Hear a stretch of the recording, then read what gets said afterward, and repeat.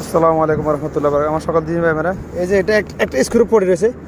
ইমানের সবচেয়ে ছোটো শাখা হলো এই, মনে করেন এই স্ক্রুপটা এখান থেকে উঠিয়ে যাবে নিয়ে নেওয়া কিংবা এক পাশে ফেলে দেওয়া, যে কোনো একটা কাঁটা অর্থাৎ রাস্তা থেকে কষ্টদায়ক যে কোনো বস্তু সরিয়ে ফেলা। এটা হচ্ছে ইমানের সবচেয়ে ছোটো শাখা। কেন এটা ইমানের ছোটো শাখা? কারণ এই স্ক্রুপটা যদি আমার সাইকেলের টায়ার ঢুকে যাইতো তাহলে আমার সাইকেলে পাংচার হয়ে যেত। এই সুচটা যদি রানিং কোনো হাই স্পিডে কোনো গাড়ির টায়ারে ঢুকে যদি পাংচার হয়ে যায় তাহলে গাড়িটা বড় ধরনের অ্যাক্সিডেন্ট হতে পারে।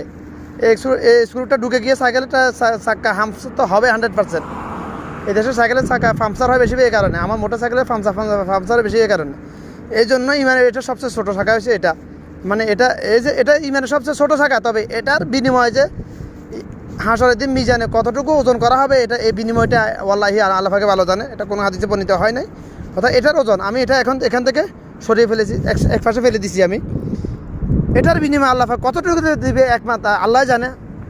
কারণ আমি এই কাজটা করেছি একমাত্র আল্লাহকে রাজি খুশি করা হয়েছে। ভিডিও করতেছি আপনাদেরকে কাছে এই মেসেজটা পৌঁছানোর জন্য। এটা হাদিস সহি। এটা ইমানের সবচেয়ে ছোটো থাকা হয়েছে রাস্তা থেকে কষ্টদায়ক বস্তু ফেলে দেওয়া, সরিয়ে দেওয়া। এটা হচ্ছে ইমানের সবচেয়ে ছোটো জায়গা। আমি ভিডিও করতেছি ভাইরাল হওয়ার জন্য নয়, এই মেসেজটা আমার সকল দিনী ভাইদের কাছে পৌঁছানোর জন্য। আমরা তো পৃথিবীর কোনো আদম সন্তান উসিলা ছাড়া জানাতে জ্ঞানও পাবে না, যাও তো অনেক দূরের কথা ভাই। এই ছোটো ছোটো উসিলা এগুলো হয়তো আল্লাহ চাইলে আমাকে উসিলা দিয়ে জানাতে দিতে পারি ইনশাল্লাহ। এই আশায় এই কাজটা করেছি আমি, এই আশায় এই ভিডিওটা করেছি আমি।